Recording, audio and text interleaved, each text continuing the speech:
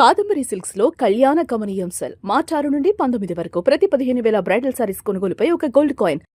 నమస్కారం అండి, సుమన్ టీవీకి స్వాగతం. నేను గీతాంజలి. ప్రస్తుతం మనతో పాటు ఉన్నారు ముక్కామల పీఠాధిపతులు శ్రీధర్ స్వామీజీ. వారితో మాట్లాడదాం. గురుగారు నమస్కారం అండి. శ్రీమాత్రే నమః. శ్రీమాత్రే నమః.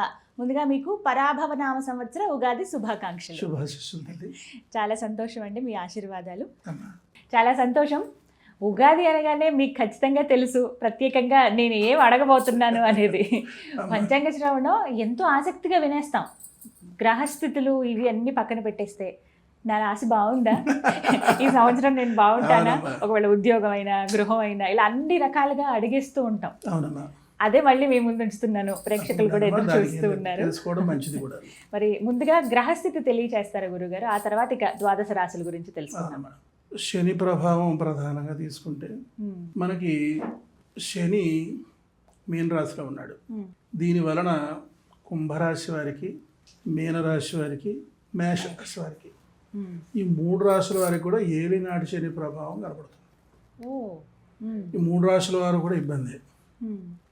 ఇంటా బయట అపకీర్తి, నిందల పాలు కావడం, రావాల్సిన దగ్గర డబ్బు రాకపోవడం, ఇవ్వాల్సిన దగ్గర ఒత్తిళ్ళు, అకాల భోజనం, అకాల నిద్ర, అకారణ విరోధాలు, ఈ విధంగా ఉంటుంది. సింహరాశి వాళ్ళకి అష్టమ స్థానం అవుతుంది. ఈ యొక్క అష్టమ శని ప్రభావం చేత ఏంటంటే ఆకస్మిక ప్రమాదాలు, ప్రాణభయం, అధిక ఖర్చులు వంటి ప్రభావాలు ప్రధానంగా ఎదుర్కొంటారు. అలాగే ధనుసు రాశి వారికి అర్ధాష్టమ శని నడుస్తుంది. దీనివల్ల ఏంటి అపకీర్తి, ఆర్థిక సమస్యలు, అనారోగ్యం ఇత్యాదులన్నీ కూడా ఉంటాయి. ప్రధానంగా ఈ 5 రాశులు శని పీడ వలన అధికమైన ఇబ్బందులు పడాల్సిన పరిస్థితి ఉంటుంది. ఇక తర్వాత అదేవిధంగా గురు సంచారాన్ని బట్టి కూడా మనకి ప్రభావం ఉంటుంది. రాహుకేతు గ్రహ ప్రభావాన్ని బట్టి కూడా ఈ యొక్క ప్రభావం అనేది ఉంటుంది. అయితే ఏంటంటే అవన్నీ వివరించుకుంటూ పోతే కొంచెం క్లమ్జీగా ఉంటుంది సబ్జెక్ట్.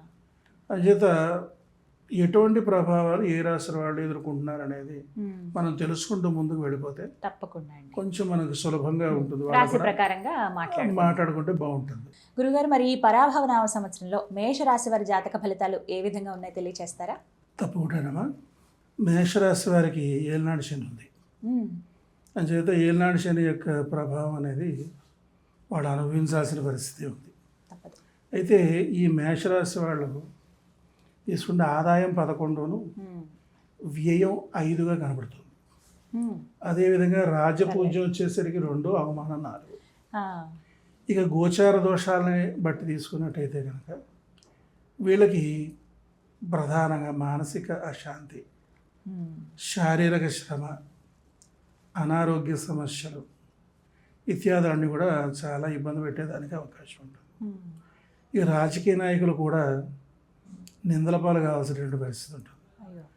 ఎంత జాగ్రత్తగా ఉన్నా సరే ఏదో ఒక విధంగా వాళ్ళు అపకీర్తి పాలయ్యి మరి ఇబ్బందులు పడే పరిస్థితి కనపడుతుంది. అలాగే వ్యవసాయదారులు తీసుకున్నా సరే వాళ్ళకి లాభసాటిగా పంట దిగుబడి అనేది ఉండదు, నష్టపోవడం అనేది ఉంటుంది. వ్యాపారస్తుల పరిస్థితి కూడా మరి చెప్పాలంటే మరి వ్యాపారం సరైన డబ్బు లాభం కనబడదు. ఆ విధంగా వృధా ఖర్చులు అయిపోతుంటాయి. ఉద్యోగస్తులు కూడా ఏంటంటే ఉద్యోగ నష్టం రావడం కానీ, ఇక తర్వాత అదేవిధంగా ఉద్యోగంలో ప్రమోషన్స్ దగ్గరికి వచ్చినట్టు వచ్చి ఆగిపోవడం కానీ ఇట్లాంటి సమస్యలు వీళ్ళు ఎదుర్కొంటారు. ఇక వివాహ విషయంలో కూడా ఏంటంటే దగ్గరకు వచ్చి సంబంధాలు చెడిపోవడం అనేటువంటిది అధికంగా ఉంటాయి. ఇక తర్వాత అదేవిధంగా వ్యవసాయదారులు కూడా లాభసాటిగా చేతికి అందిన పంట నోటికి అందట్లేదు అనేటువంటి పరిస్థితి ఉంటుంది. ఇక ముందుకు వెళితే నుయ్యి, వెనక్కిపోతే గొయ్యి అనేటువంటి పరిస్థితి ఉంటుంది.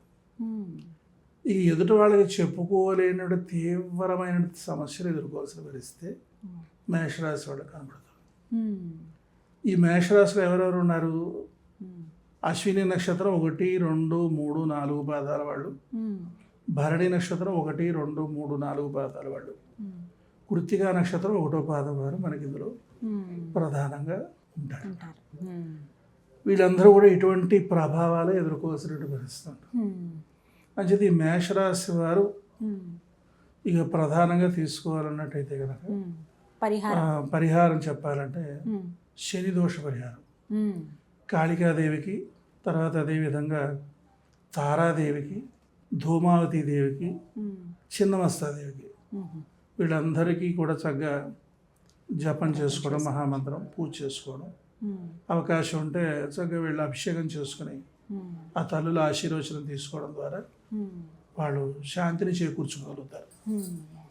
చేత ప్రతినిత్యం కూడా ఈ దేవతామూర్తుల్ని ఉపాసించడం అనేది అన్ని విధాలుగా కూడా శ్రేయోదాయంగా మనం చెప్పుకోవచ్చు. ఇది మొత్తంగా ఇవి పాటిస్తే ఖచ్చితంగా కొంత ఊరట ఉంటుంది, అభివృద్ధిని కూడా సాధిస్తారమ్మా. ఎందుకంటే ఇక్కడ విశేషం ఏంటంటే మంత్రజపం కర్మక్షయం చేస్తుంది. కష్టాలు వచ్చినప్పుడు ఎక్కువ జపం చేయాలి. నాకు కష్టం ఇచ్చాడు భగవంతుడు, నేను ఏదో కూర్చొని కూర్చొని ఇంకెక్కువ అవుతాయి. అది ఎక్కువ కష్టాలు వచ్చినప్పుడు ఎక్కువ జపం చేసేసుకోవాలి. చాలామంది మేము 108 సార్లు జపం చేస్తాం, మా ఫలితం రాలేదు, అదేదో మేము చేయం మానేస్తాం అనకూడదు. ఇప్పుడు 300 చేయాలి. 300 చేస్తే ఫలితం రాలేదు అంటే ఆ శక్తి సరిపోవట్లేదు అక్కడ. అప్పుడు 500 చేయాలి. ఇంకా బాగాలేదు, 1000 సార్లు చేయడమే. అలా పెంచుకుంటూ పోతే ఏమవుతుందంటే అక్కడ ఆ గ్రహ తీవ్రత అనేది తగ్గిపోతుంది. అంచేత ఈ విషయాన్ని దృష్టిలో పెట్టుకుని ముందు పెడితే మంచి విజయాలు సాధించుకోగలుగుతారు, ప్రశాంతంగా ఉండగలుగుతారు. చక్కగా వివరించారండి. ధన్యవాదాలు గురుగారు. శ్రీమాత్రే నమః.